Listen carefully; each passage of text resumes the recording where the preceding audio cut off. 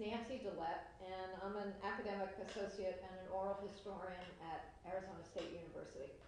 And today is July 3rd, 2009, and we're continuing to interview life members for the Arizona City County Management Association, the ACMA Oral History Project. And today we're interviewing Terry Zerkle, who had a very interesting checkered career, moving around a lot. But mostly we're going to focus on his positions with the city of Tempe and Glendale.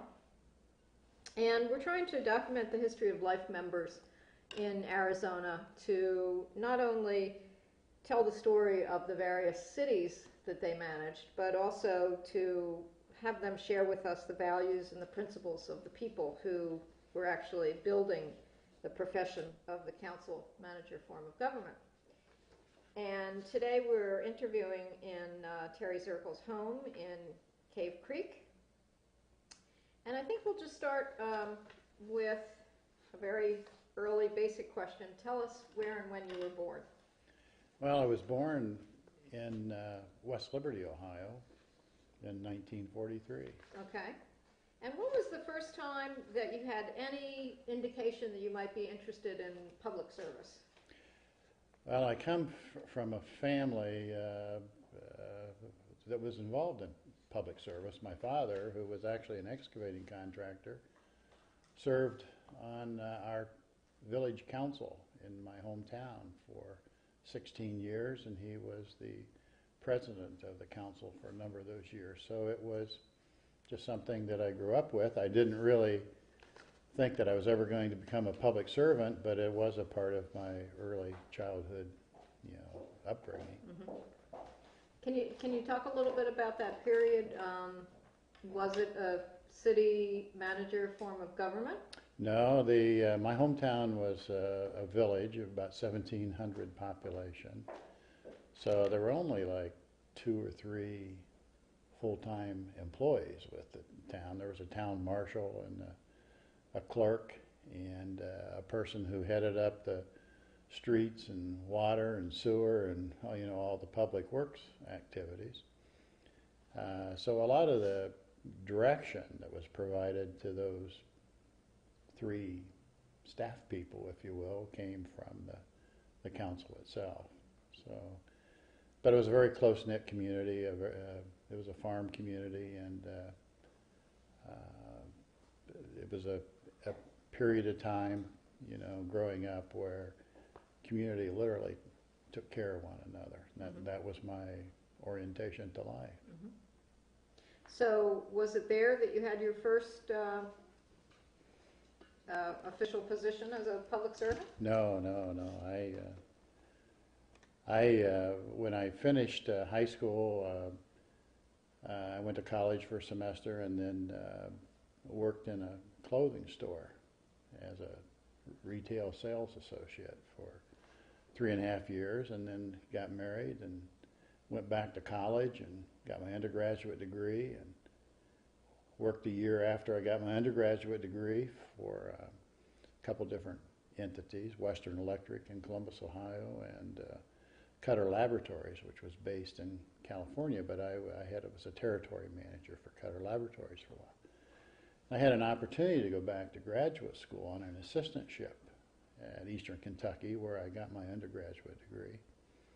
And I took advantage of that assistantship, and it was to work on my master's in public administration. And following the academic part of that pursuit, I had to serve an internship as a part of the course requirements, the degree requirements. And I served that internship in Fairborn, Ohio.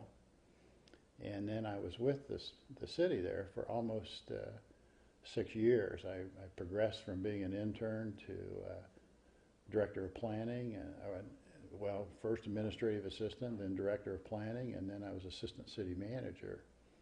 And then following Fairborn, that's what provided me the opportunity to get my first manager position, which was in Illinois. Okay. Talk with us a little bit about that switch from the administrative assistant, well, first the internship to the administrative assistant, and then up through urban planner and assistant city manager. Well, I was very fortunate. I worked directly for the city manager. Fairborn was a city of about 32,000. It was very, what should I say, marginally staffed. It was very lean local government, but it had a history of professional management. And the manager I worked for was a graduate of the University of Kansas MPA program. And I was actually the first intern for the city that had not been a graduate of the MPA program at KU. And he took some flack from other area managers who were KU graduates for hiring somebody who was not a KU graduate. But we had. You know why he did that? You know why he took a chance on somebody who wasn't a UK graduate? The chemistry, it was a good fit, and he was impressed with the way I came across and the values that I articulated when I interviewed with him. And I had sought him out as to do the internship, and he liked the fact that somebody would take the initiative to do that. And it was a good fit, and we worked well together. And to this day, we are still really good friends. Can you talk a little bit about those values? Because it's interesting. It's, 30, 40 years ago now. Yeah, it's longer than curious that. to see how those values might have changed from 1974, and maybe what it was about him that you were looking for in serving an internship with. The thing about being in city management, I mean, what makes it work is the integrity of people that are in this profession and honesty. And I came across to him as a person who valued integrity and honesty, and was willing to do the right thing for the right reasons. And that was his orientation as a person. And the fact I was willing to take a chance and take the initiative to seek him out rather than him seeking somebody else. And he needed help quickly. He was new. He had only been there 2 weeks at the time that I interviewed with him, and all the previous staff had already taken positions someplace else. So he needed some help in the office, not as a assistant manager at that point, but as somebody who could help gobble up the work. Mm-hmm. And what was the cachet, maybe, or maybe you have another word for it, of being a University of Kansas MPA graduate as opposed to another school with an MPA degree? Well, there are 2 or 3 schools across the country that turn out what are considered the premier people for local government. University of Kansas is one of them, and Maxwell School, and Northern Illinois University is another school. And that was it at that time too, yeah. In the 1970s? Yes, back then those were the programs that placed interns in local government. Okay. Those were the programs that a lot of city managers would seek out to get interns from. Okay. So you became an administrative assistant, and then what was the shift like from that to the urban planner to eventually the assistant city manager? Well, at the time, the city did not have a planner position, and so that responsibility devolved back onto the manager himself.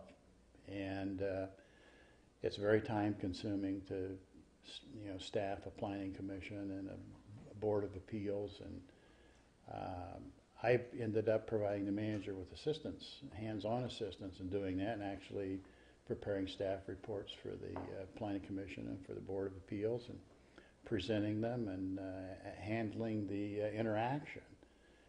And the manager wanted to get the position of planner established, and he asked me if I would be willing to take it if the council approved it. And he said, I think the council will likely approve it if they know you're going to be the person in the position. So I said, sure, I'll do it. And so that's how I became the planner. The position was established, and so I became the city's first planner. But my experience in that regard was pretty much on the job. I mean, I learned on the job. I provided the liaison with the Miami Valley Regional Planning Commission and represented the city, at least the staff part of that representation with the Miami Valley Regional Planning Commission. And it was a learning experience, and a very beneficial and successful learning experience. Can you remember that time clearly? Oh, absolutely. I helped the city develop its first comprehensive plan, and that plan, Fairborn is a suburb of Dayton, and it's the home of Wright-Patterson Air Force Base, which is one of the most strategic Air Force military installations in the world, actually. And at the time that I was there were 26,000 employees at Wright-Patterson, and then, of course, that was also the height of our involvement in Southeast Asia, Vietnam. And that base is the headquarters for the Air Force Logistics Command and for the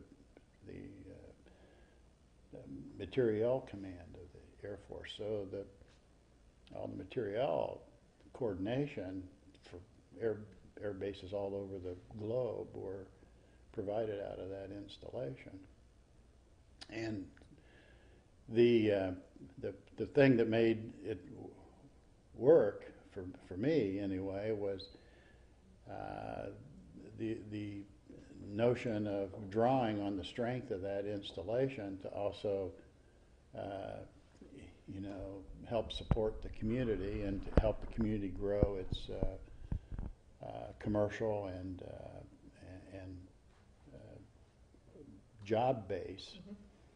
And the comprehensive plan that I helped put together did that. And of course, Fairborn is also the home of Wright State University, which was a fledgling institution when I first started there, which is now a major university in Ohio, and grew by leaps and bounds during the 6 years that I was there. So we drew on the strengths of the base and the university, and in helping develop the employment base and retail base for Fairborn, which the plan I helped put together was used to this day, to my knowledge, but I know that when the last time I checked, it had been used for 32 years. So, so this is really like a 1975 kind of, or 74? This would have been like comprehensive plan? 1973, probably.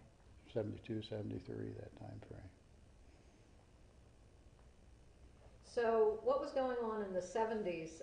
How did a place, how was it that there would be a place that wouldn't have a comprehensive plan in the 70s? Well, they had a rudimentary plan, but it was not strategic in its focus and did not really get into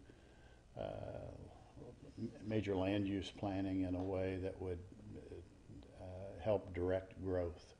And so the plan that we developed was a directed growth management kind of a program, and put certain uses in certain locations and where they would be, at least on paper, they would appear to be most successful. And in fact, it's turned out to be the case. Can you remember at all a time where you committed the plan to paper, and then when it hit the road, there were some bumps there that made you rethink, or? Well, all comprehensive plans have to be dynamic and be prepared to change over time to changing conditions. During the period of time that I was there, I guess the plan was in place maybe 3 years after, while I was still there, after it was adopted. So it was still in its infancy at that point in time. But I've been back, obviously, to Fairborn several times, and I can see in place the things that were recommended in the comprehensive plan, industrial areas that are now fully developed, major regional mall in relationship to Wright State University, and draws from literally from that whole region of the metropolitan area. Okay, so that put you in good shape then, I can imagine, for some of your next moves, and especially when you get to Tempe, because you've got this understanding of a relationship between a city and a university. And a university and a federal government. The second city I worked in was Wheeling, Illinois, which one of the reasons that I was hired there, other than being young, and was that I had background in planning and in financial management, and Wheeling was confronting some major financial problems, and so they hired me to help come in and straighten out their finances. They had also been through major indictments of local government officials, and so part of my thrust was to help clean up the village government, the administrative side of it, not the elected part of it. There had already been the indictments and convictions of the elected people, so that was an interesting experience. But in less than a year, the thing that couldn't have happened when I took the position happened. The majority of the board changed, and they wanted to go back to doing business like it had been done before the indictments and convictions. So I was not in Wheeling very long, and I went from Wheeling to Oak Park, Illinois, which is the very historic suburb in Chicago, and Chicago area, and the home of the original home and studio of Frank Lloyd Wright. So I had a great experience in Oak Park, but I wanted to get into the Southwest or the West, and actually, before you go yes. there, talk a little bit about the Oak Park situation, because it's also interesting that you go from the village manager in one place to the assistant in a larger place. So the kind of opportunity that you were looking for. Yes. So that career trajectory is interesting to us. It was interesting one of the reasons that I actually got recruited to go to Oak Park is the manager in Oak Park was significantly younger than I was, and he had been hired as the assistant manager, and then the manager of Oak Park took the job as vice president of administration for Northwestern University within about 2 months after bringing on this assistant. So the assistant, who is a young person, gets promoted to manager, but he doesn't really have any significant city management experience. So his mentor, the person who hired him as the manager, said, you should really seek out a seasoned person to come in here and help, with the operations of the government. And he sought me out. And it just so happens that this young assistant manager who got promoted to manager had served an internship at an earlier point in time with my manager from Fairborn, Ohio, when my manager was a manager in Oregon. So it's kind of interesting how the networks develop and play out. And we had met at a previous point in time. So anyway, that's how I got the position in Oak Park. And it was a time of change, dramatic change. The west side of Chicago had gone through a major resegregation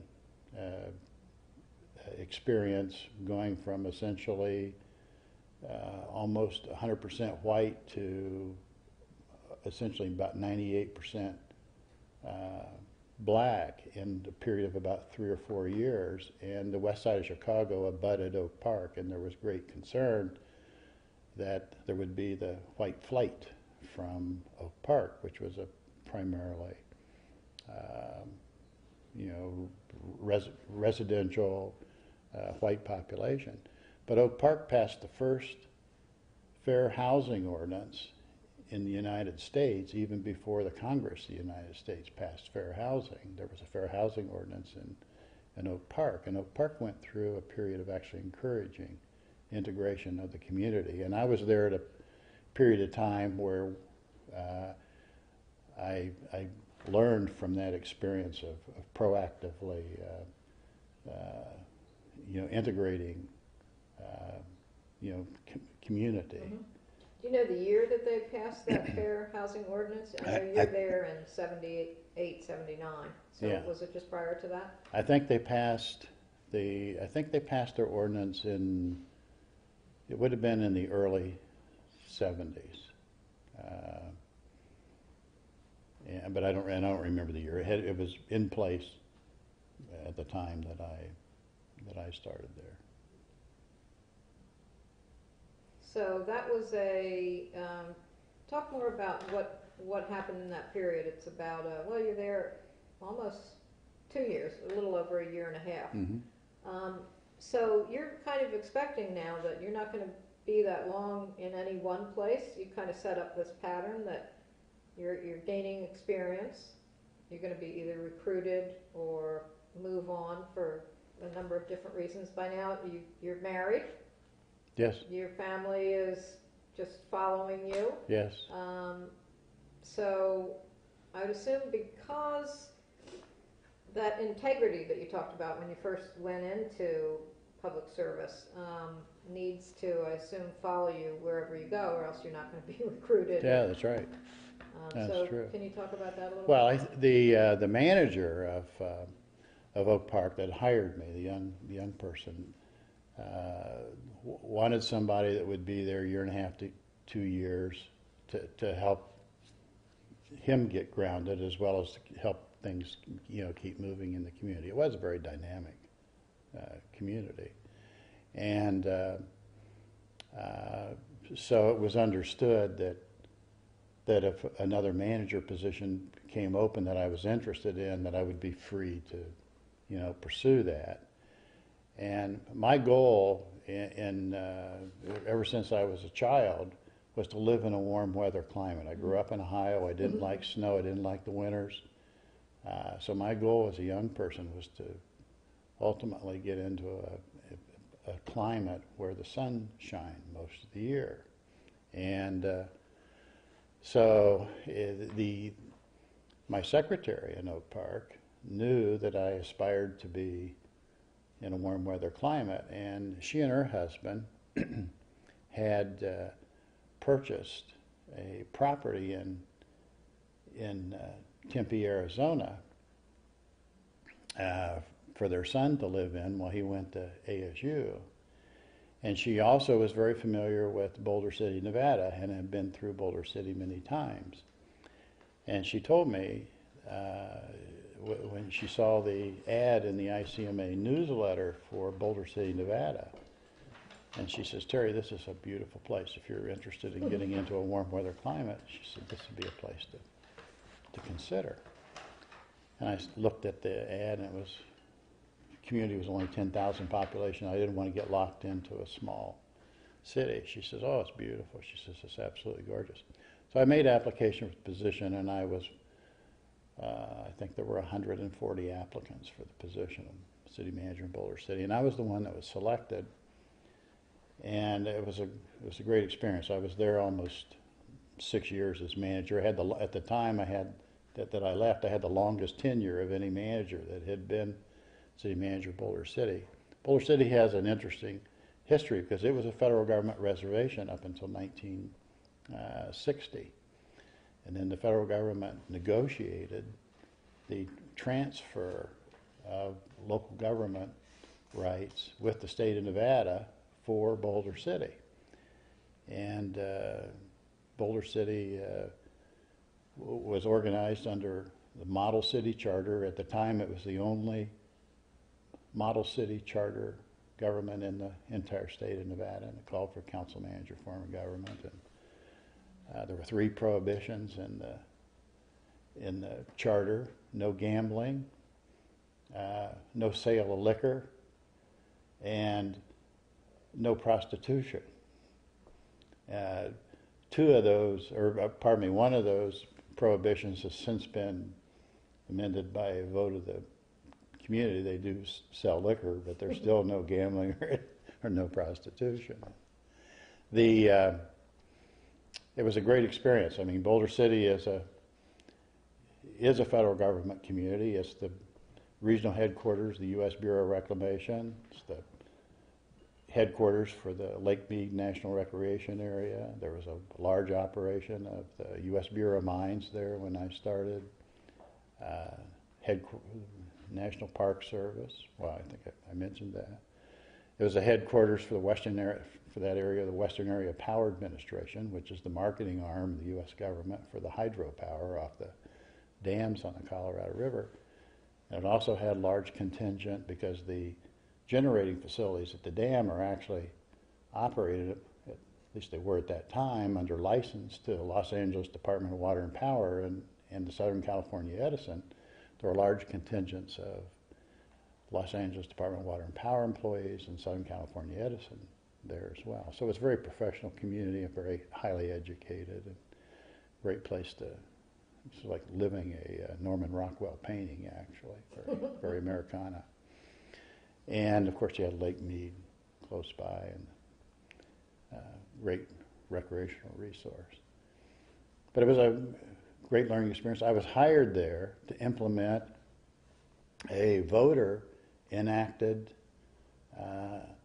growth management ordinance. And my prior experience in comprehensive planning in Fairborn is one of the things that caught the attention of the people that were actually handling the recruitment and the city council in Boulder City. Mm-hmm. And I was hired to come in and implement this voter enacted growth management ordinance. So it was specifically, that's a lot of competition, 140 applicants. Yes. So was it, what do you think in retrospect was your major strength? Was it your comprehensive planning background? I think that it was that, certainly the planning part of it, and the fact that I had taken a very high profile public position on maintaining integrity when I was in Wheeling, Illinois, mm-hmm. and fighting the return to corruption, which became very, very high profile as far as in the print media.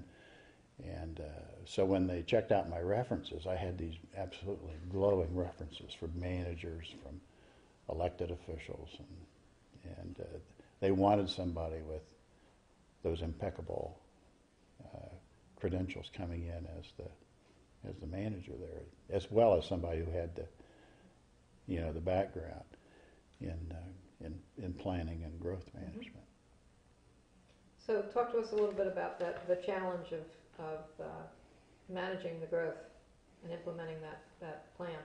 Well, it was interesting because the ordinance had actually been passed and it was not grounded on anything. It was just a limiting growth, and in order for a growth ordinance to sustain a court challenge, it needs to be based on a comprehensive plan and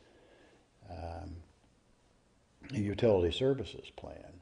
And so the thing that I initiated immediately when I got to Boulder City, in addition to coming up with the mechanisms to actually enact the ordinance, was to provide foundation for the ordinance through the generation of a comprehensive plan for the community and a full utility services plan, which in effect would provide the basis to support what was then the allowed growth in the ordinance itself.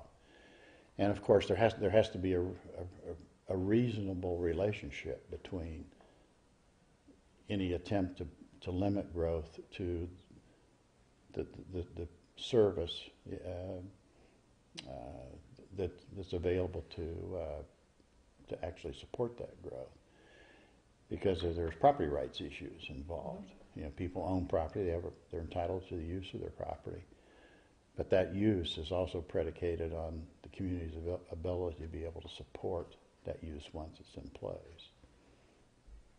So we had to do that. And the ordinance was subsequently challenged in the Nevada Supreme Court, and because we had provided foundation for the ordinance, the Nevada Supreme Court found in favor of the ordinance, so it sustained a Supreme Court challenge.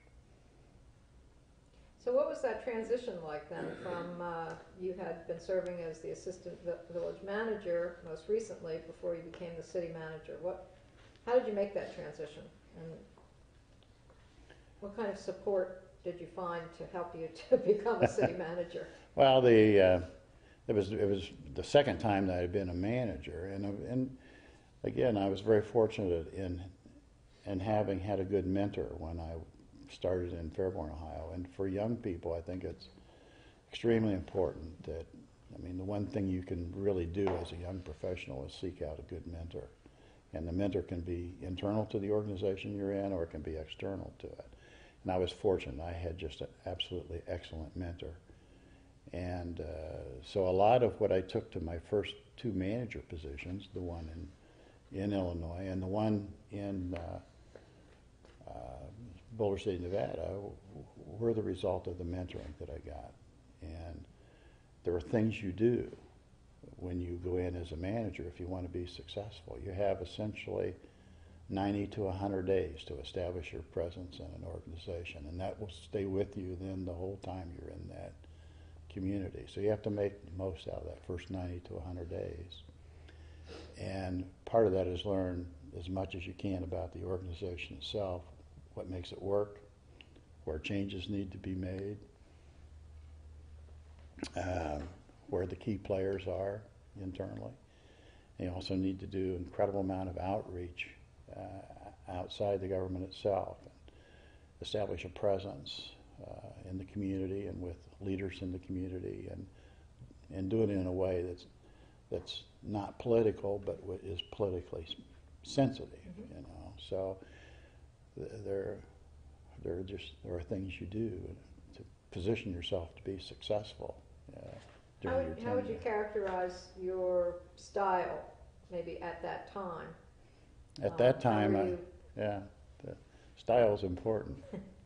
I was probably, I'm a very friendly person, always have been a very friendly person, but I was probably much more task-oriented at that point in time than I subsequently became as I progressed through my career.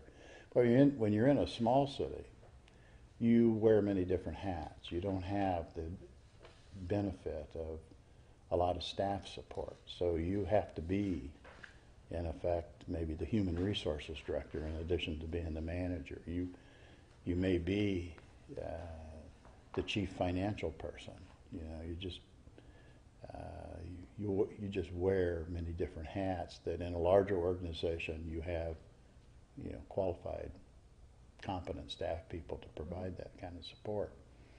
So having had some of the experience that I had before I went there to Boulder City, provided me the opportunity and the mentoring that I had, provided me the opportunity to position myself to be successful in doing the outreach kind of activities. What were some of the biggest challenges that you had in Boulder City as city manager? The biggest challenge probably was more well, there were a couple of things that happened during that period of time. We went through a major recession in Nevada during that period of time, and Nevada is primarily a tourism state. I mean, it relies very highly on you're getting your share of state shared revenue. And so there were some major financial challenges. Historically, the city it was the electric utility in addition to providing water and sewer service. It was the electric utility received its power from the dam, hydroelectric power, and historically the city had subsidized its water and sewer operations through its electric revenue. And that was a situation when I started there, but they couldn't any longer sustain that practice. They needed to do major improvements to the electric distribution system, in addition to the water, in addition to the wastewater. So they needed to wean themselves off the subsidy of electric. So we did master utility studies for water, wastewater, and electric, and did a rate study, had a consulting firm, a very recognized consulting firm from Phoenix, do a rate study for us. Excuse me. And then we established a new rate structure for water, wastewater, and electric, and stepped into it over a 3-year period of time rather than implementing it all at once. And the community accepted, because we did a lot of outreach and education as to why this needed to be done. And even with the increases we had in, like, electric, for example, Boulder City still ended up having the lowest electric rates of any electric utility in the United States. It just shows you how inexpensive it was, before the increases. And to this day, they have among the lowest, if not the lowest, electric rates in the U.S. Okay, so now you're in a warm place. Your childhood dreams are coming true. But actually, before we go forward, could you talk a little bit more about the actual situation in Wheeling, Illinois? What was the corruption about there in that city at that time? They had indictments and convictions prior to my arrival for influence peddling and selling of zoning favors. And the U.S. attorney at the time was Jim Thompson, who subsequently became the governor of Illinois, and he made his reputation on prosecuting people involved in influence peddling and selling, zoning favors, and a lot of that was in Wheeling, Illinois. And anyway, there was a reform board elected, and they wanted to bring in a professional manager to begin the process of cleaning up the administrative side of the local government, as well as professionalizing the government and getting it on a good financial track. Mm-hmm. And so that was the situation I found myself coming on board. I was on the job less than a month, and one of the reform board people was indicted by the state's attorney on influence peddling. So this person resigns his position on the council, and the person who was appointed to fill that position until the next election had also decided, and he was a good person, it was going to run for that post. Two of the trustees who were on the village board at that time wanted to be the next village president, because the village president had decided not to run for re-election. The one person still had over 2 years remaining on his term. So he, in order to run for the village president, he had to resign his position. The other person running for village president had less than a year remaining, so he didn't have to resign his position. One of the other trustees decided not to run for re-election. So out of 7 people, theoretically, what couldn't have taken place when I took the position was the majority changing at the next election. Suddenly there's the possibility of the majority changing on the board, and that's in effect what took place. The person who had been appointed to fill the unexpired term didn't get elected. The person who resigned to run for village president didn't get elected village president. He was a good person. The person who was still on as a village trustee got elected president, but he was not a good person.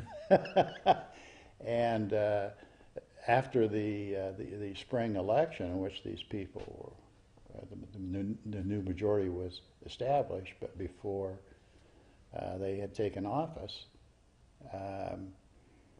they started coming in and meeting with me, and they wanted certain zoning cases that had been dormant for a period of about 3 years to be reactivated.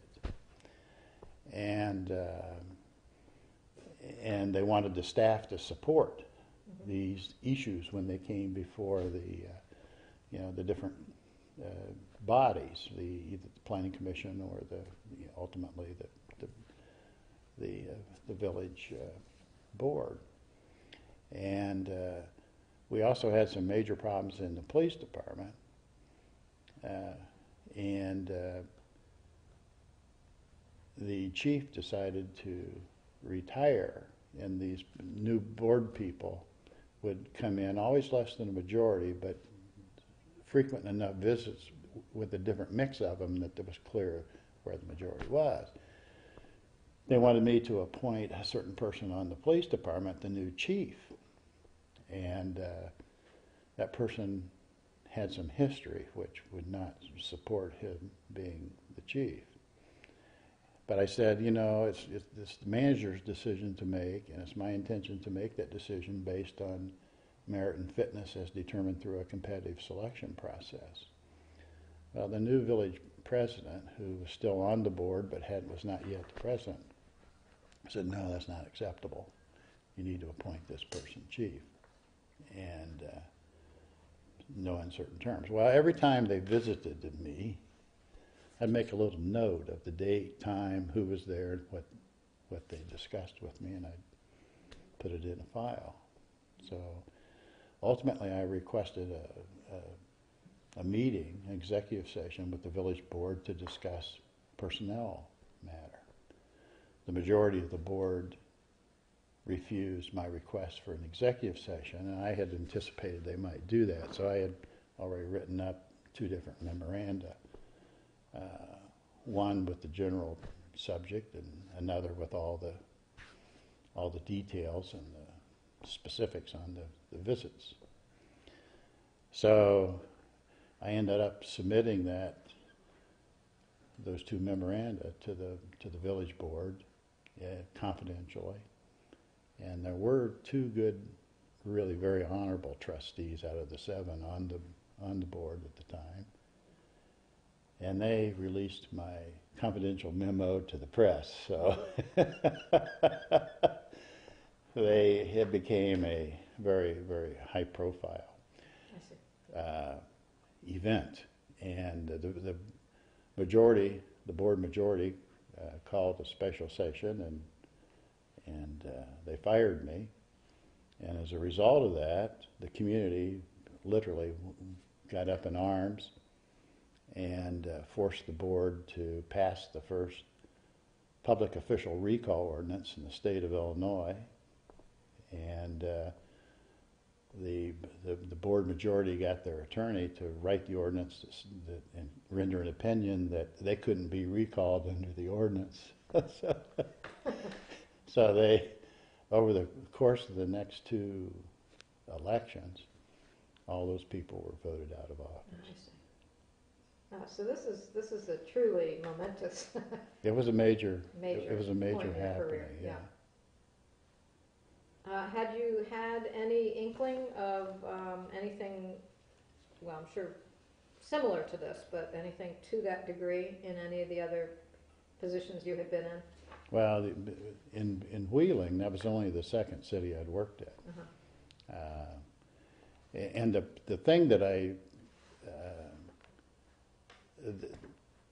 learned from my mentor, that I took with me all the way through my career, and that's another one of those things I talk to young people about when I talk about pursuing a public service career. And that is, my mentor said, always do the right thing for the right reasons, and you never have to apologize for your actions. Well, that's really what public service is about, is taking the high road, doing the right thing, having the courage to do it, knowing where you are when times get tough. Do you have what it takes to hang in there and do the right thing for the right reasons and not cave?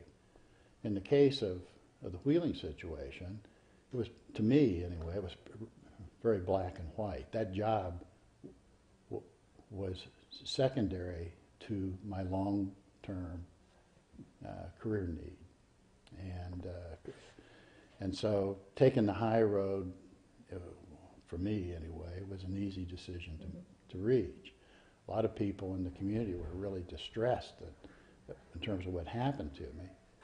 But for me personally, it was kind of a godsend. I was young, and it's good to have that opportunity earlier in your career rather than later on down the line.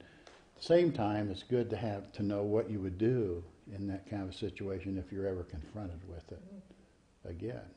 So. Okay, well, I'm sorry I made us go backwards, but it occurred to me that there was something really important there. So, okay, so we're up to anything else you want to talk about with the Boulder City situation in terms of your career and what you learned being city manager there? It looks like a lot of puzzle pieces are coming. Yeah, there are a lot of pieces, and Boulder City was a good experience. I mean, a very, very good experience, and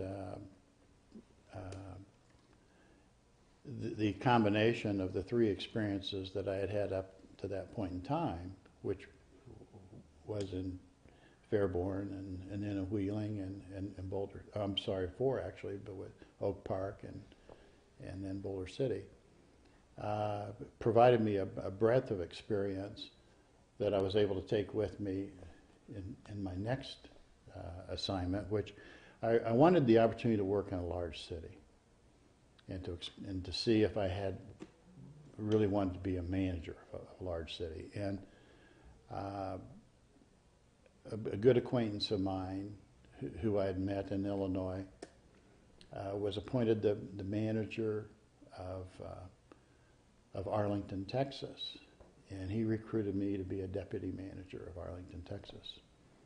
And Arlington at the time that I started there was about 250,000 population. It's a major destination point in an employment center in the Dallas-Fort Worth area. Six Flags Over Texas is located in Arlington. Wet and Wild, Texas Rangers, Major League Baseball team. And during the period of time that I was there, I had the opportunity to interact in all the destination activities. As a matter of fact, for a period of time, actually served as the head of the Department of Convention and Event Services, in addition to being the deputy city manager, while we were recruiting a new department head and a new director for the Convention and Visitors Bureau. So, again, that was a great learning experience, just having that hands-on opportunity to do that. Probably the major contribution I made, the departments that reported to me when I was in Arlington, I had police department, fire department, Department of Convention and Event Services, the library, and the courts, and I'm sure, did I say Parks and Recreation? No. Parks and Recreation. So I had a large group of employees, but probably 60% of the city's employees reported through their departments, to me. And Arlington was a very dynamic community, and like I say, I had the opportunity to really get some major hands-on experience in professional sports, in convention and event services, and in public safety on a major scale. We were one of the first communities, the first group of communities in the United States to go through the accreditation process for law enforcement, and which subsequently, when I was city manager at Tempe, I served on the board of CALEA, the Commission on Accreditation for Law Enforcement Agencies. But having gone through that experience in Arlington prepared me for really what became the jump to Tempe as city manager. Mm-hmm, mm-hmm. And what was the style, or what did you learn from working with the city manager in Arlington? He was he's a good friend. And having said that, he's a very strong taskmaster. He was very innovative and very creative, and really pushed subordinates to excel and to produce. And we had high production departments with the city of Arlington. I mean, they were first-class, award-winning departments in all areas. And the departments that I was responsible for received national acclaim for the various programs that they initiated and implemented. Can you give a sense of some of those new programs that were coming along? We received a national award in the police department for our communications program. We were a cutting-edge community policing entity, and received national recognition from the Justice Department for those activities. The City of Arlington received the ICMA Public Safety Award during that period of time. We almost tripled the size of park acreage during the 3 years that I was with the City of Arlington, and received many awards for the park initiatives.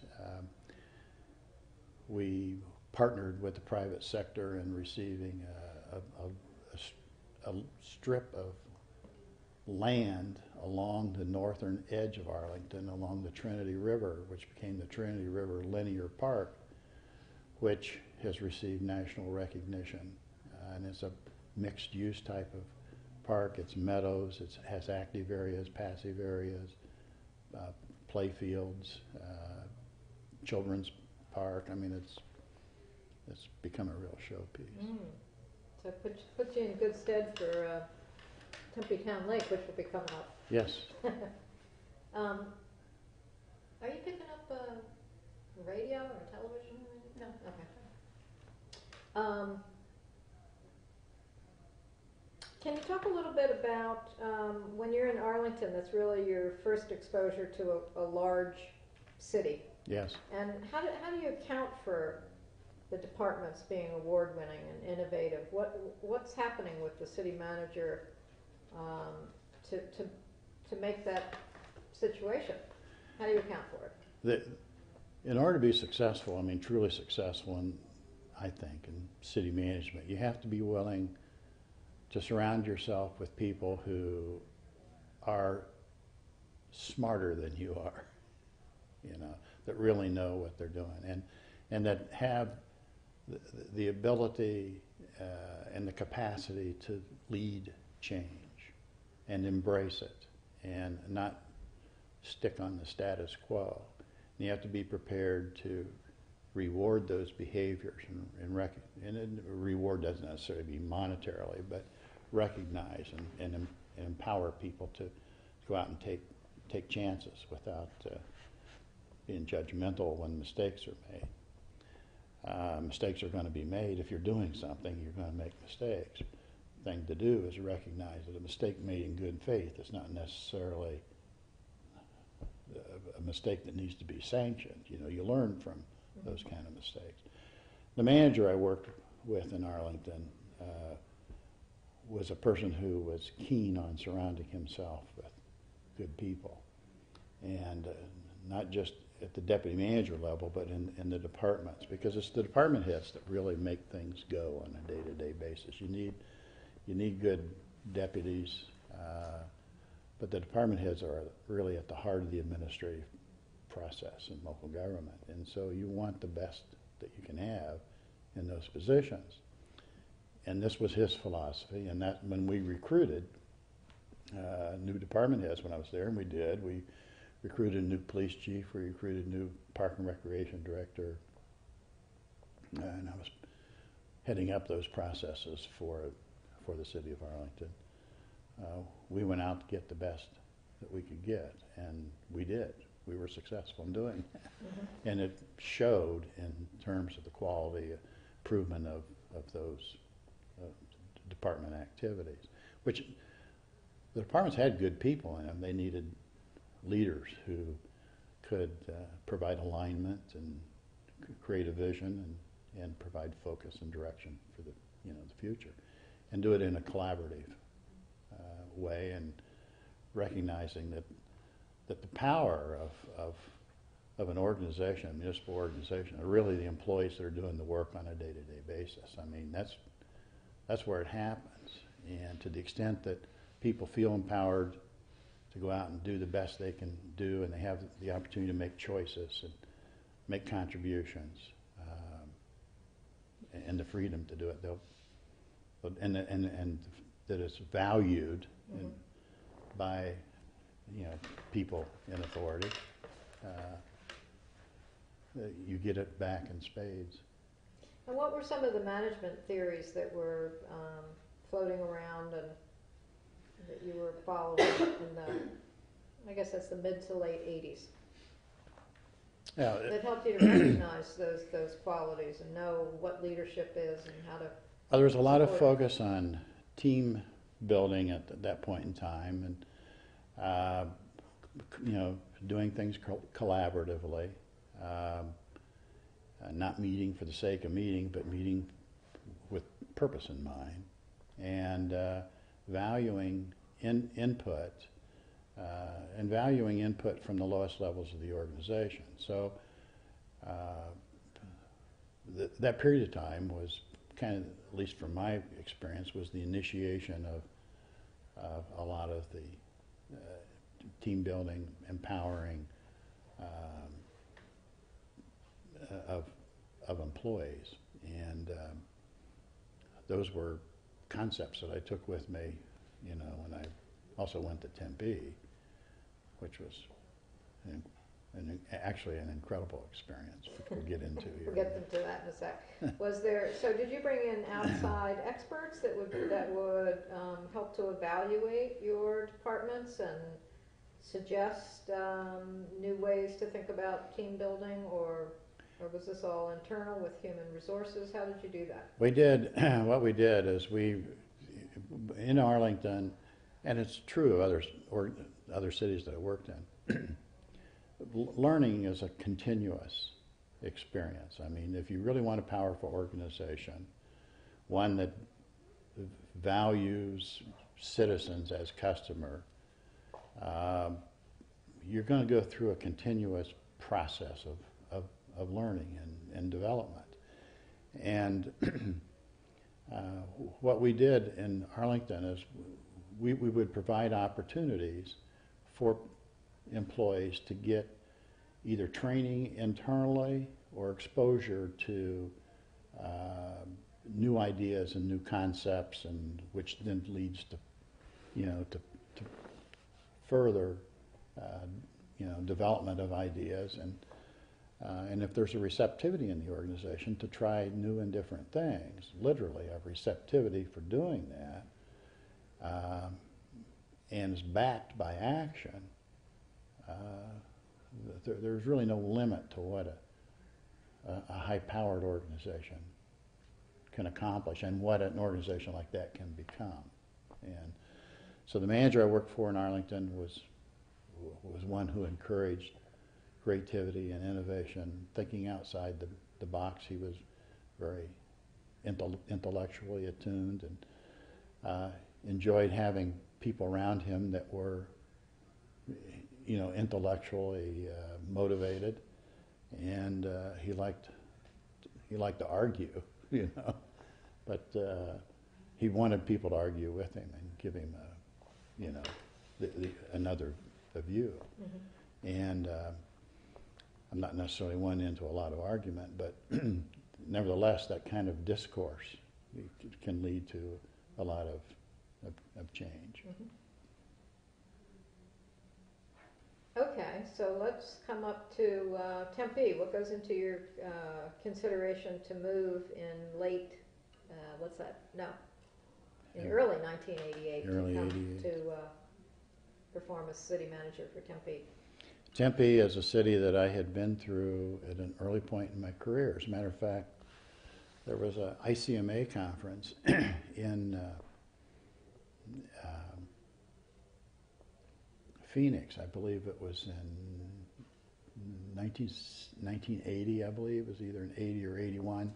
I was city manager in Boulder City at the time, and I came down to the ICMA conference with my family, and my former secretary from Oak Park and her husband had retired and had moved to Tempe, so we visited them in Tempe, and they took us around and showed us the community, and I said, this is really a great place. I'd like to be the city manager here.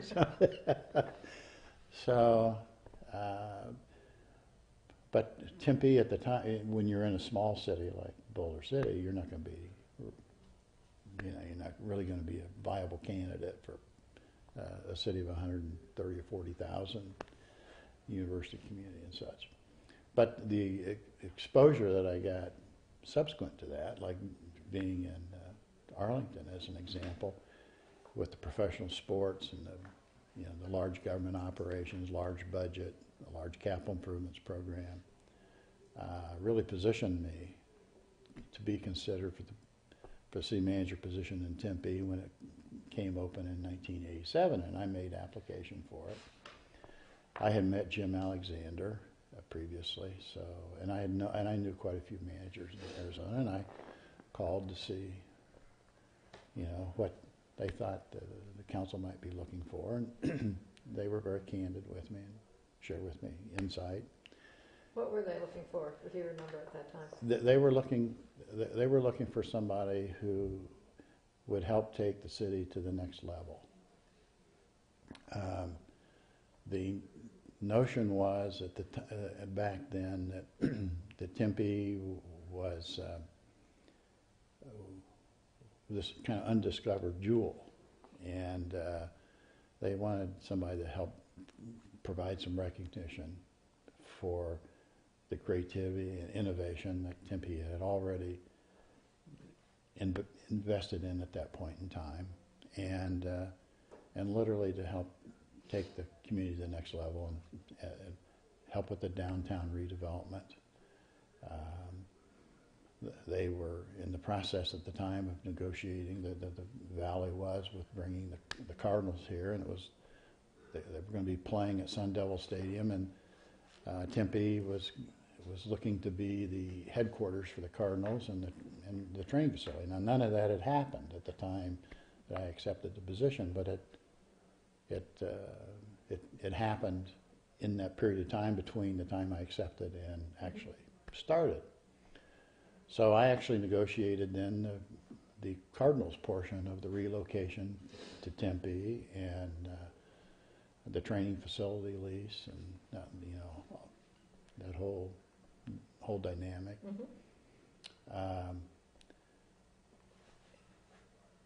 And I was heavily involved with the first Super Bowl, which was incredibly successful experience. And Tempe was one of the first cities in the United States to not subsidize through its budget the Super Bowl activity. And most people don't know that, but Tempe actually ended up with a plus side in the city treasury, as contrasted with the subsidy out of the treasury to to have that event take place in your community.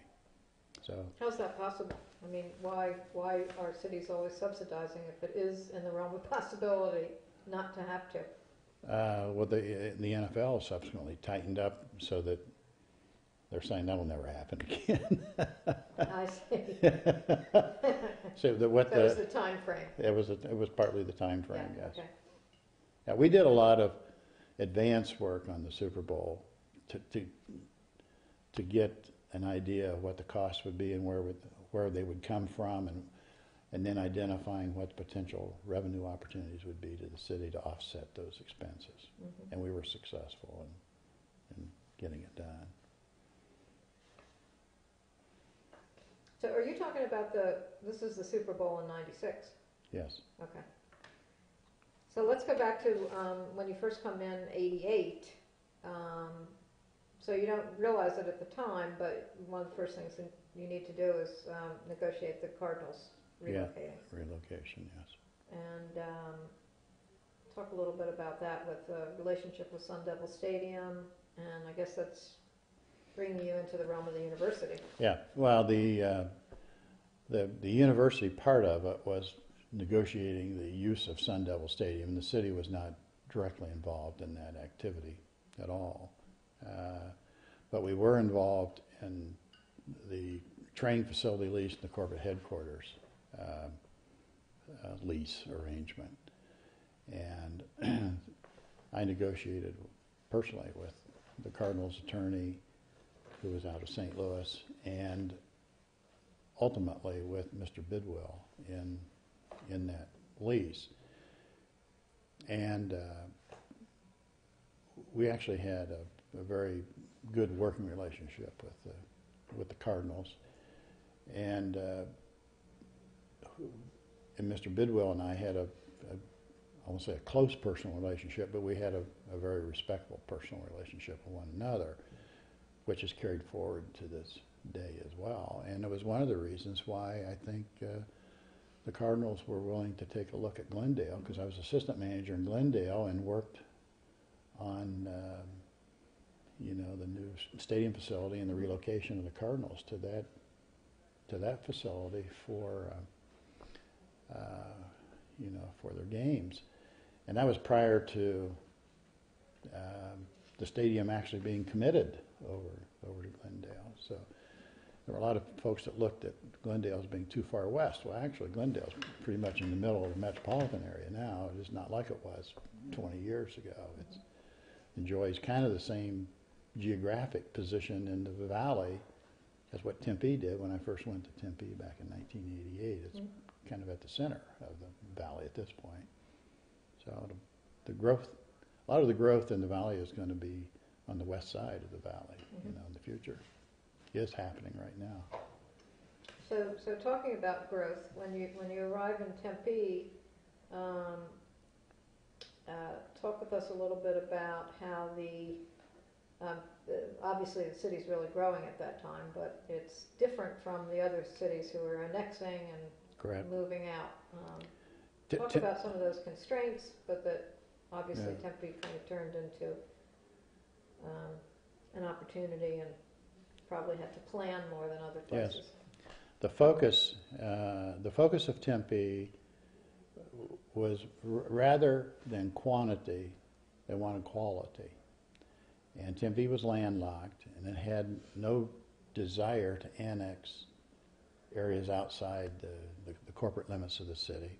There were some county islands within the totally surrounded by Tempe and corporation areas that the city had an interest in bringing into the fold, but no real desire for annexation.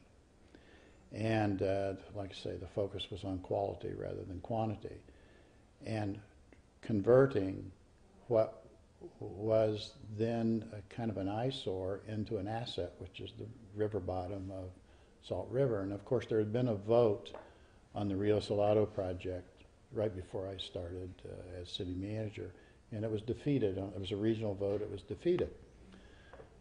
The council, when I interviewed with them, indicated they were committed to seeing Rio Salado proceed in Tempe, which was a very visionary kind of thing. And they were looking for a manager that could help provide support for that to take place. Were there any similarities to your Trinity River experience that came to play with this, or was it so? Probably obviously? Probably not so much with Trinity River, but when I was in Texas, I had the opportunity to visit San Antonio several times, and also Austin, and I took an interest in the San Antonio Riverwalk. This is a very interesting mixed-use kind of development, and Austin Town Lake, which is a different kind of a water venue, and so I had some knowledge of and a visual reference to those two assets. And when I was in Tempe, when I first started, there was not an adopted plan for the Rio Salado project. And I worked with our planning department. I said, you know, we really need to come up with a plan that we can take forward to the council and have approved, so that when we go out and work with different agencies, state agencies and federal agencies and so forth, that we can say this is the vision for Rio Salado. Yeah, at the time, the concepts were braided streams and trails and such in the river bottom, and I said I really question whether that's going to be viable, because every time there's a major release out of the upstream, it's going to take all that stuff out. We really need to think through what kind of a water feature and environment we would want to create. And but I was really committed to the Rio Salado project, and personally, and the council was. And what we eventually did is I put together a team of employees from planning department and from redevelopment department, and we visited San Antonio. I made arrangements with the city manager of San Antonio. We spent 2 days in San Antonio. We spent another, I think, 2 days in Austin. I made arrangements with Parks and Recreation Department in Austin, and both those cities toured us through the project, walked us through how they came into being, what made it work, what made those projects work, and what their vision was. And when we went back to Tempe, I said, you know, we're not going to be either one of those, but we can be something that draws on some of those features. And the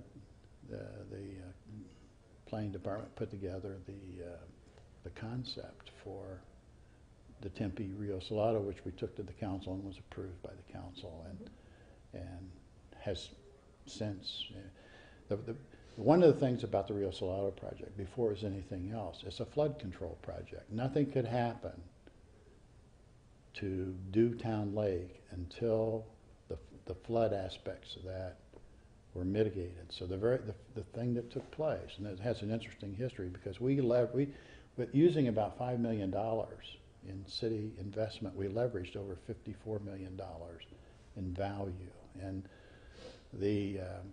that value is in the dressing of the river bottom, the excavation of it, and in the flood proofing of the sides of the river itself, because the river used to just meander, when the water did flow in it. It was not really controlled, confined. So you had to confine that. That's the flood control part of it. But to make it work, there had to be material taken out of the bottom of the river.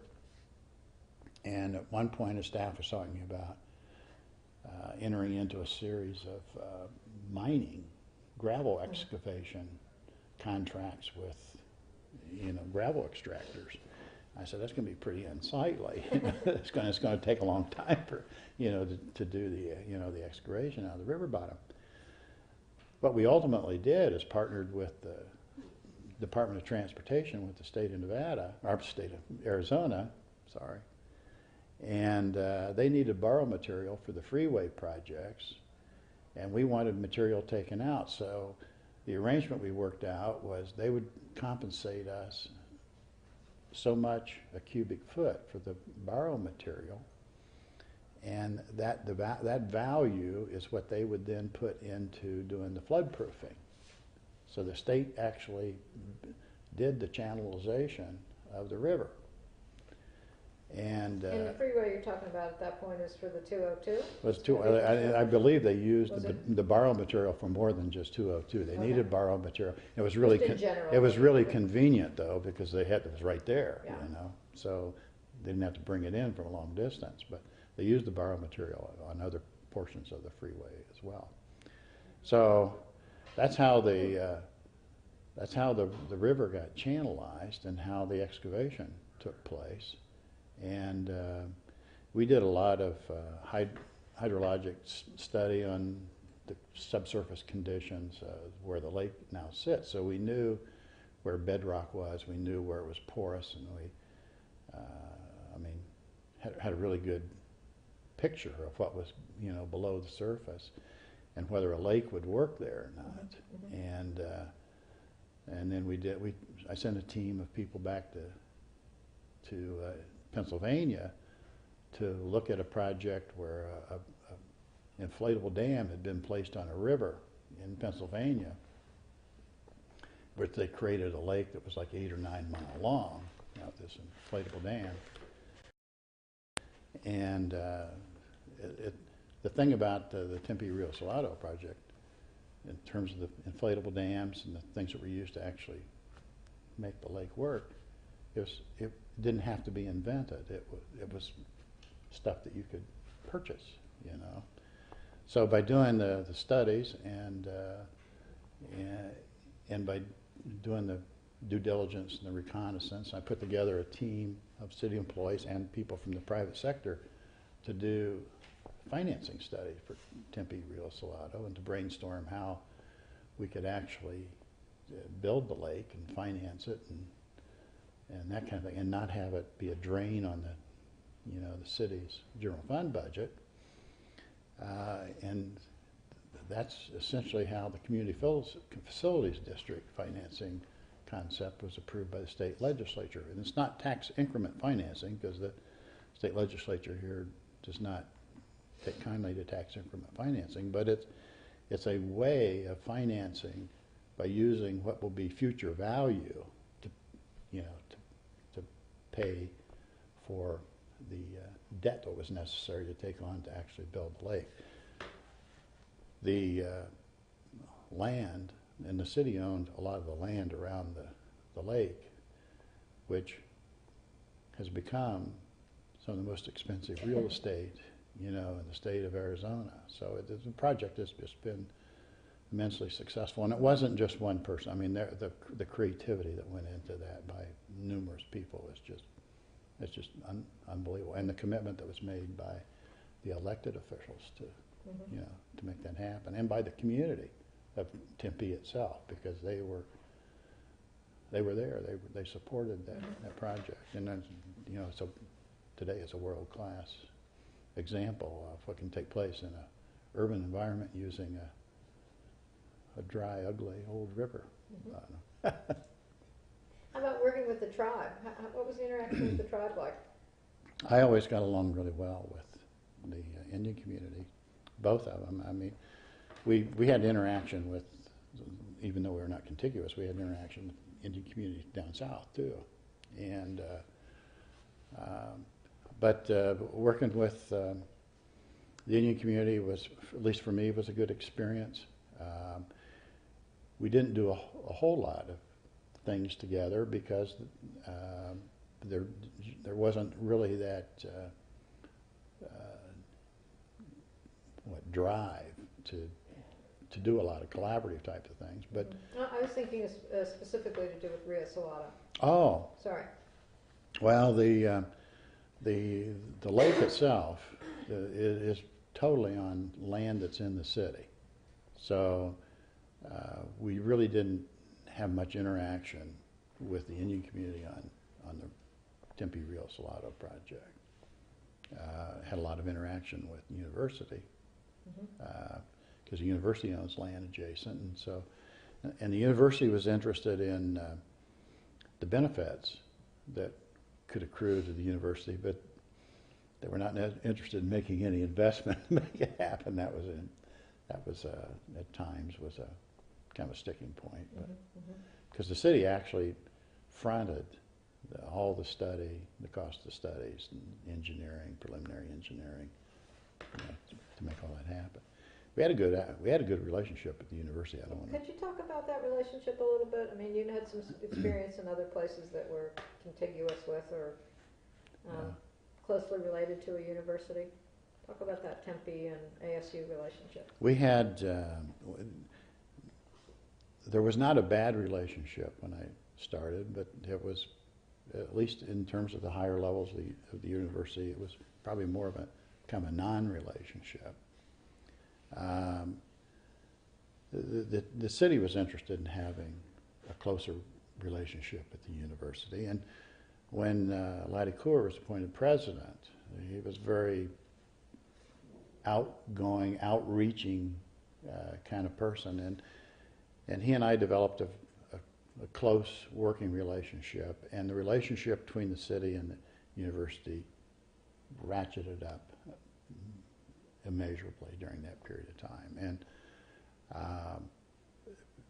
Dr. Kaur was,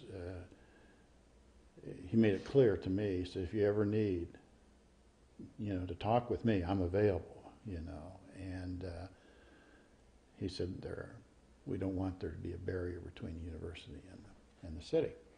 The university engaged, you may recall, well, maybe you may not have been here during that period of time, but the university engaged in a comprehensive planning program for the university. Historically, the university would never articulate what its boundary was going to be, and that was a real concern to neighborhoods around the university. I mean, people were reluctant to invest a lot of money in their property if the university was going to be expanding into their neighborhood. Laddie Kaur asked me if I'd serve on the planning committee for the master plan, and I did. And during that process, I kept trying to, to articulate how important it was the university articulate what its boundaries were going to be and how it would impact these neighborhoods. And I wasn't getting anywhere with the people who were running the comprehensive planning program. And who was running that? Was that like facilities management? It was one of the vice presidents. Vice presidents? And so I wrote a letter to Dr. Kaur and said, I'm going to have to remove myself from the planning committee because things that are of, concern to the community here are not likely to be addressed during this planning process. And so I can't, in good faith, be a part of that process. So he got with me and says, Terry, he says, what's happening? I said, well, some of the concerns, and the concerns I expressed were not just concerns, my concerns. I would ask staff people, from the city, for their input on what we should be providing to the university on its master plan.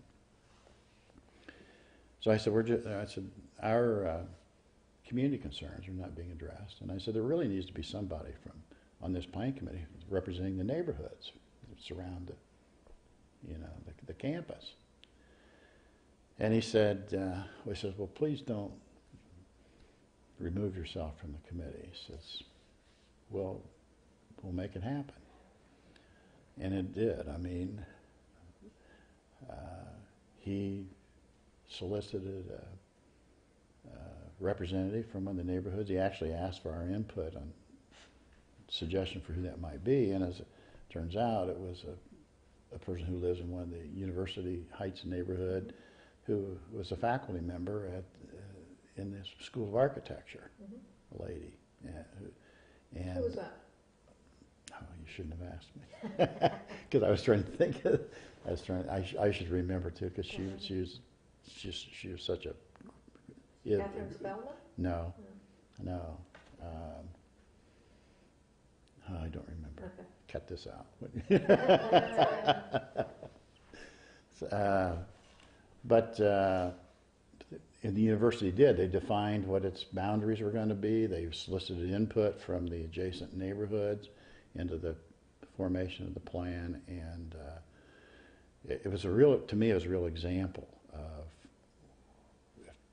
what a university president can do to really improve a town-gown relationship. We also established because there's a lot of business interaction, day-to-day kind of thing that takes place between a university and a city. And so at times those would get hung up at lower levels. And so we established a mechanism through which we could separate just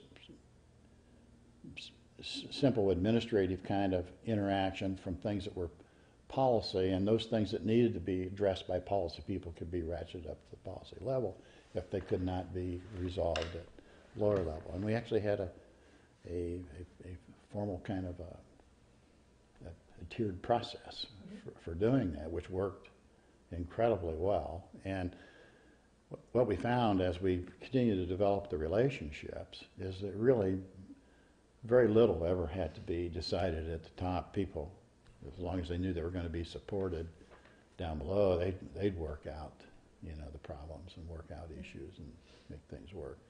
Had the same kind of thing happen with Salt River Project, which we did something similar with Salt River Project, and because there's a lot of interaction between the city and Salt River Project. So speaking of leadership, how about, can you talk about maybe a relationship with the mayor at that time, and then also the vision for downtown as it was evolving? The city had an overall concept plan for downtown Tempe when I started. It was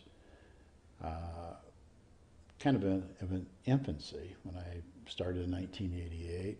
There had been one or two fairly major projects done, but and the street project, the streetscaping project had been accomplished, but not a whole lot of the redevelopment itself. So, and the council was really interested in exploring creative, innovative public-private partnerships for doing the downtown redevelopment. And I was intimately involved in working with the development community in doing the downtown redevelopment. But one of the things I did is when I hired the first deputy manager I hired, his background was in economic development. He was absolutely first rate. It was Gary Brown, and I hired Gary. He was the director of community development for the city of Lakewood, Colorado at the time, and I had served on the assessment center in Lakewood, Colorado when he was hired as the community development director there, and he was a great hire, and he aspired to ultimately be a city manager, and I committed that to memory. When I came to Tempe as a city manager and went to hire a deputy manager, and I invited Gary to apply for that process, and he did, and he was the person who was ultimately selected for that deputy city manager position. But Gary really helped, and the people in our community development department that worked on the downtown redevelopment stuff are the people who really brought that downtown development into focus. And it's a whole series of really creative public-private partnerships that enabled that to take place. And the city's investment, and there was a significant investment by the city in the downtown redevelopment, but it was also backed by performance-based kind of incentives, and where the community assumed some level of risk, but not. It wasn't. These were not like cash subsidies. These were you make certain things happen over a period of time, and we'll write down the value of the real estate by this percent. You know, that was that kind of initiative. So we cleaned up an area that was in, you know, was not all that sightly, and helped to make really good things take place. And one of the part of the vision of the council was for Tempe to be a vibrant,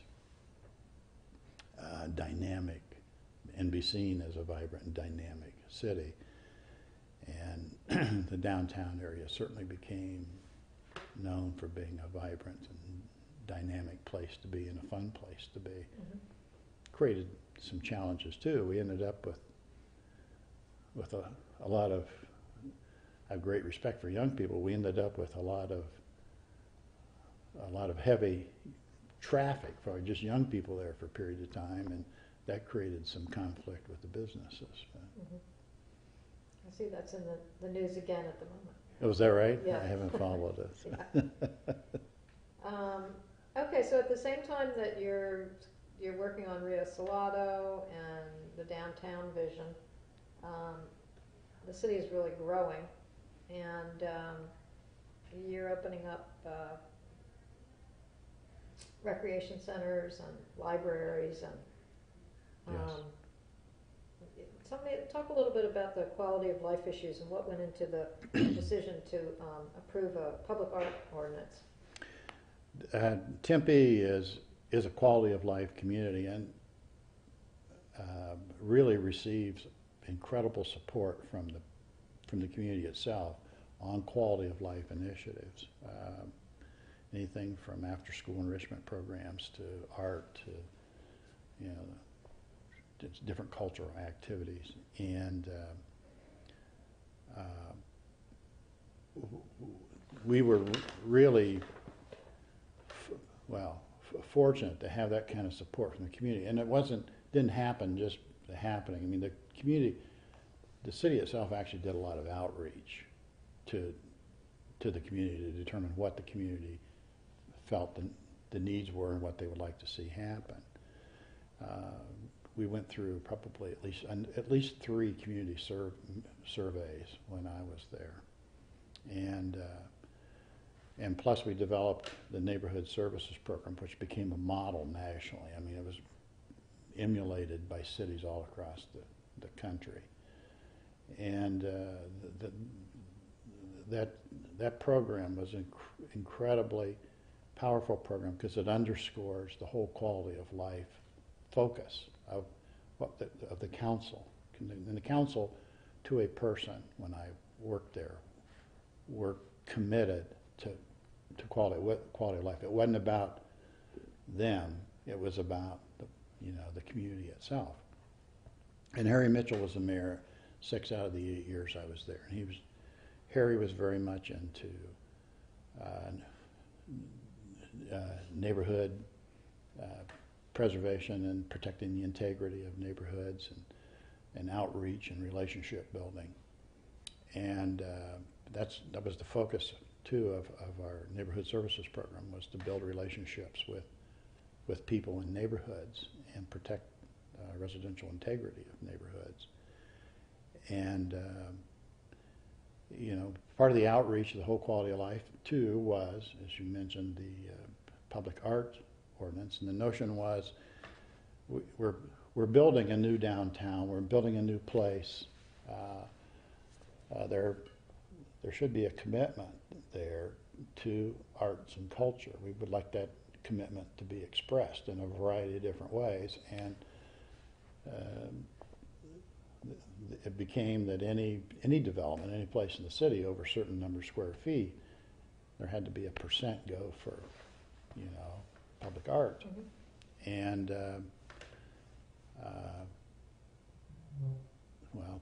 today we see at least in downtown Tempe, we see the benefit of that. There's also public art projects in different parks and in different city facilities themselves. And it was easy for me to support that. I think if you look at any major city in the United States, anyone that's considered a major city, it's a city that's made a significant commitment to art and culture and open space and parks. All great cities, also known for art, culture, and parks. Chicago, Kansas City, New York, I mean, all across the country. And Tempe has become one of those cities, smaller than these others, but nevertheless it's made a major commitment to arts and culture, public parks, and it's an expression of the community itself. It's an expression of the people in the community. Can you talk a little bit about how sort of the history community fits into that? Because at the same time, I think you're moving the museum into a space near the new library, and also the Papago Park, Arizona Historical Society relocation from Phoenix to Tempe. As we were, designing the new library, the notion was, and there was a Tempe, small Tempe Historical Museum, but the notion was, because part of the focus is Tempe has become a fairly large city, but it has a small town feel, and the notion was, we want to retain those things that made Tempe a special place and preserve them and have a place where other people can see where the community came from and how it's evolved. So there was a significant commitment to the Tempe Historical Museum. And so the old library, in effect, was transitioned into the museum, and that space was modified and designed. We have hired a professional museum director to organize the museum and the exhibits and help collect the artifacts and so forth. And it's a part of a kind of a special campus there with the Senior Recreation Center and the library and the Tempe Historical Museum, and it's that's actually the geographical center of Tempe, is that location.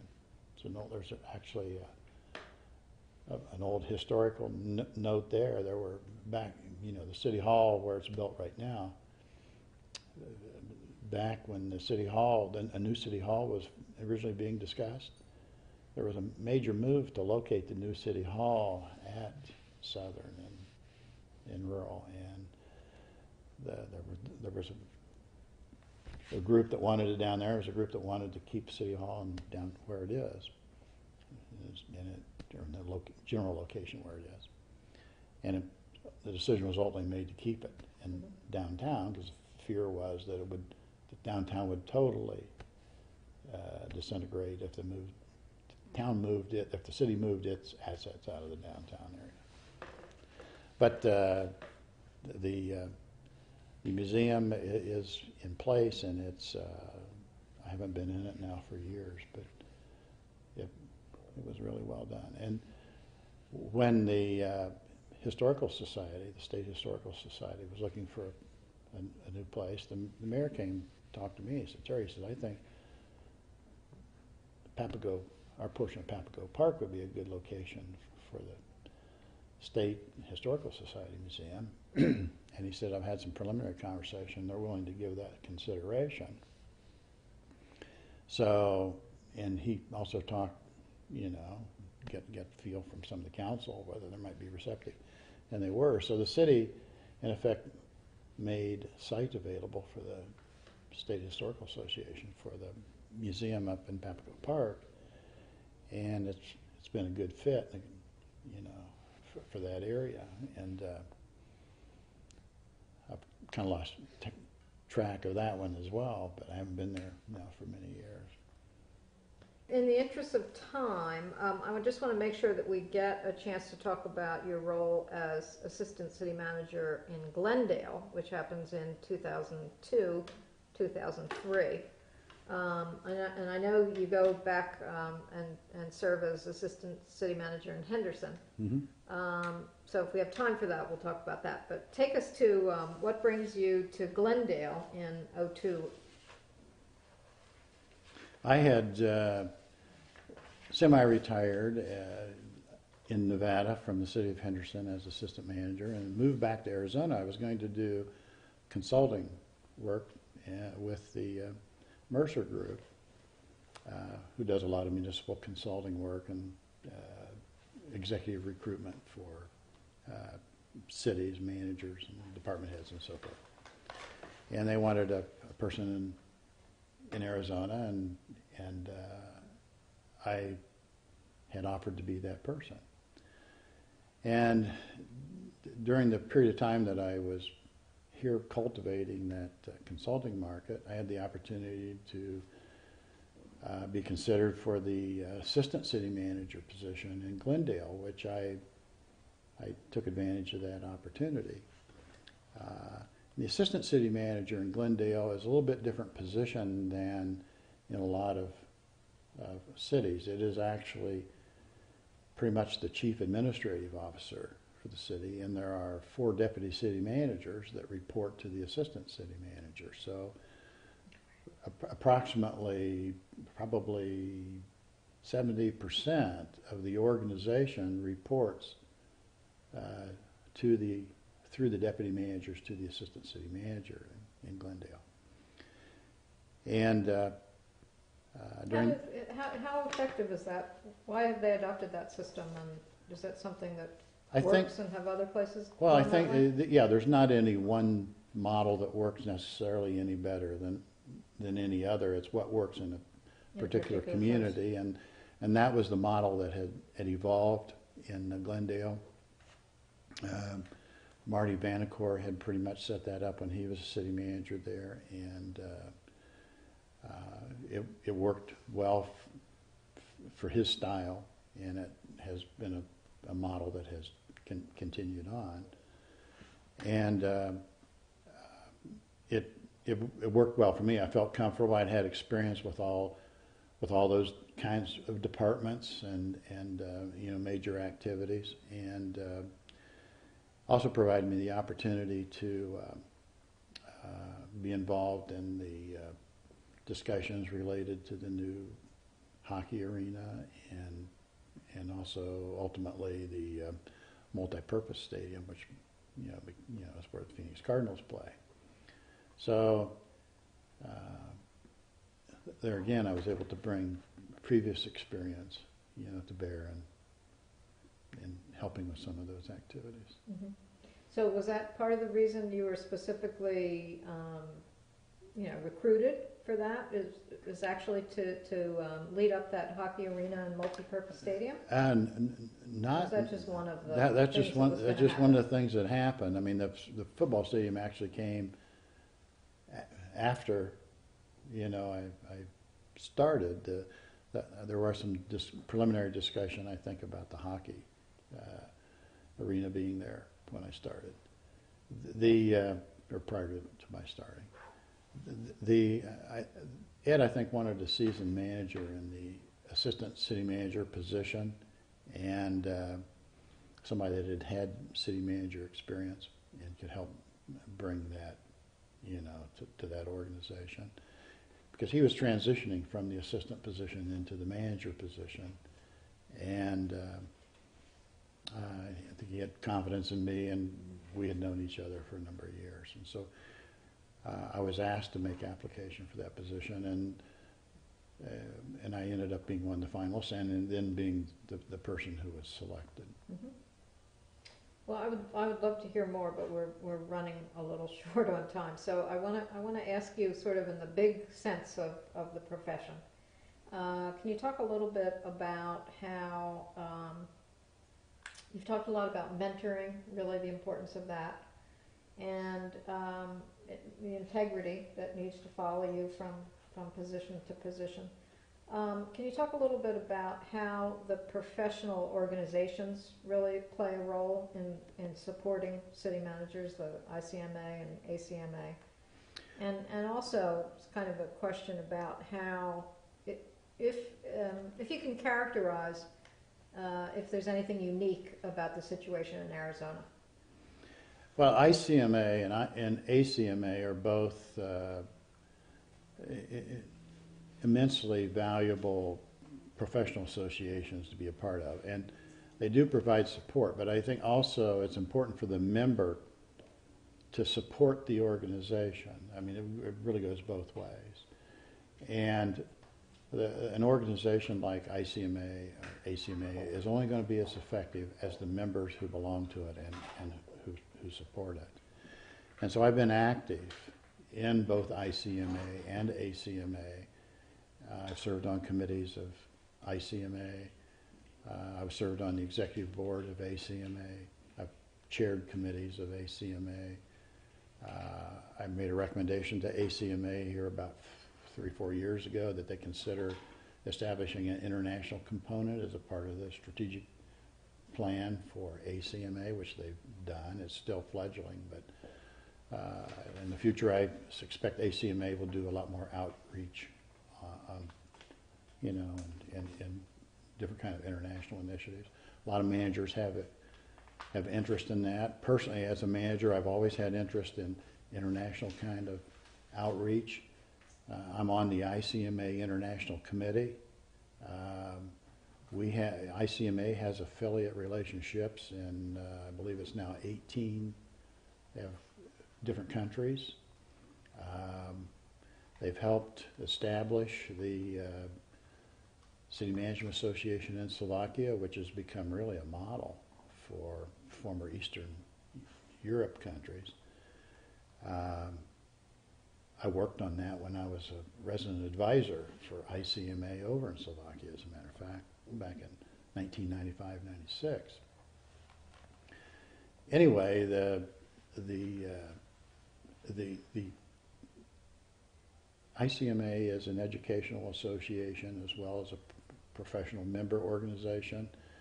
There's a major focus on continuous development, continuous learning, lifelong learning. They have a credential manager program. I'm an ICMA credential manager, now retired, but still have the credential manager designation. I was involved personally in continuing professional development before it was ever formalized. I think there's a concept that we don't live in a static environment. It's constantly changing, and so it requires new skills and the development of new skills and retooling our thinking and how we go about managing our organizations and providing leadership to others. It's not at all static. And ICMA promotes that ethos. ACMA promotes that ethos. It's also a responsibility of the manager to give back in that respect, and to the peers and colleagues and young people. And I've personally had the opportunity to mentor a lot of peers and young people, and I've been mentored, and it's part of what makes the profession as effective as it is, and able to stay contemporary with the times. Mm-hmm. One other thing that we haven't really talked about in the other interviews, but it occurs to me that it's worth posing the question, and that is how you think the new social networking has an effect on the interaction with the public and the transparency and communication. I read about it. Did it happen sort of I don't Twitter. Well, obviously, from what I read, it's become a major way in which information is disseminated anymore, and what people, pick up. But I personally don't text message, and I don't Twitter, I don't blog. So Well, we'll leave that to the people that are in those situations now. I'd love to go on, but we're a little constrained for time. But I did want to give you an opportunity if there's just anything else you wanted to say about the profession or your experiences or anything we haven't covered. Well, I had a great career in local government management, and I remain passionate about the need for recruiting the best and the brightest of young people to enter public service. And I think these times demand it more than ever in the past. And so for the future, to remain as good as what the past has been is going to mean that we need to have the best and the brightest in public service. And unfortunately, in recent years, fewer and fewer young people have been coming into public service and into the major leadership roles. And so that trend needs to be reversed. I guess the only other thing I would say, I had the opportunity to serve as a resident advisor in Slovakia back in 1995-96. Worked for ACMA, which had a contract with the U.S. Agency for International Development to place 2 resident advisors in Slovakia to assist with the transition to local self-government. And I worked with mayors and council people and staff people in cities throughout the country and during the brief period of time that I was there in leadership and developing governance skills and so forth. I've had the opportunity to go back several times since I actually worked over there, and it's been amazing to watch the transformation take place. Slovakia has gone from being one of the poorest of the Eastern Central government countries to now being one of the economic engines for Europe. And I was in Slovakia this past month, in April, not this past month, but in April. And I attended the Slovak City Managers Association meeting. They had over 90% of their membership attend this meeting. I had the opportunity to visit friends and colleagues that I had worked with when I was there and since. I helped in 2001 put on an economic development workshop for Slovak cities. Because at that time, all the economic development activity was essentially concentrated at the state level. And unemployment in some portions of the country and different cities was as high as 40%. And to me, when you have unemployment that high, you really run the risk of stability. It was a challenge to the ultimate long-term stability of the transformation. And I talked with a number of different city folks there. I said, you know, the cities really need to get more proactive in terms of economic development and develop internal capacity to promote economic development and not just rely on the state to do it. Make a long story short, there was the successor organization to the one that I helped set up made an application to the U.S. Embassy in Bratislava for a grant to put on an economic development workshop, series of workshops, which I helped them facilitate and brought my economic development manager from the city of Henderson. We went there and helped put on these workshops. Almost all the major cities today in Slovakia have internal economic development capacity, and I had a briefing by one of the cities that I had worked with that was a participant in the workshop. They are literally an economic engine. The city which is the city of Trnava, Slovakia, is an economic engine for the whole country. They have 2% unemployment. They are one of the major manufacturers that employs 3,500 people is Peugeot. Peugeot makes cars for not just Slovakia, but all over Europe. And to have had an opportunity to make contributions in a meaningful way to democratic transformation and viability of local government was a real plus for me. Excellent. All right. Thank you so much. Let me get a couple.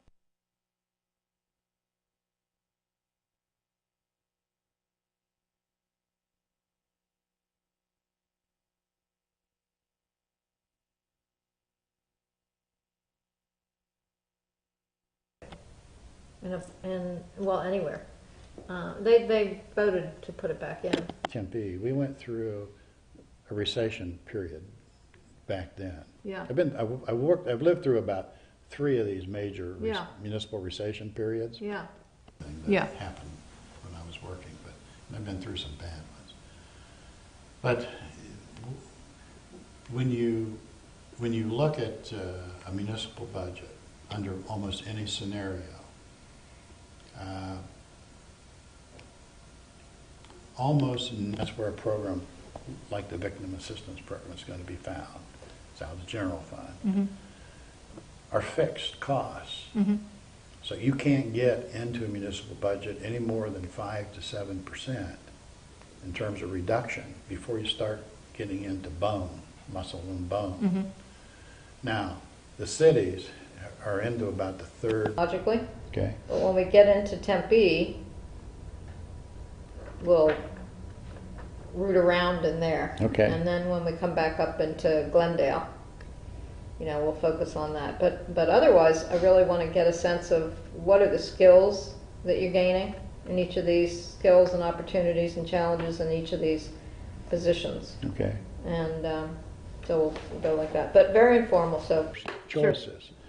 And I suspect in some respects that's where the city of Scottsdale is on its retrenchment at this point. It's not a matter of people saying this is not an important program.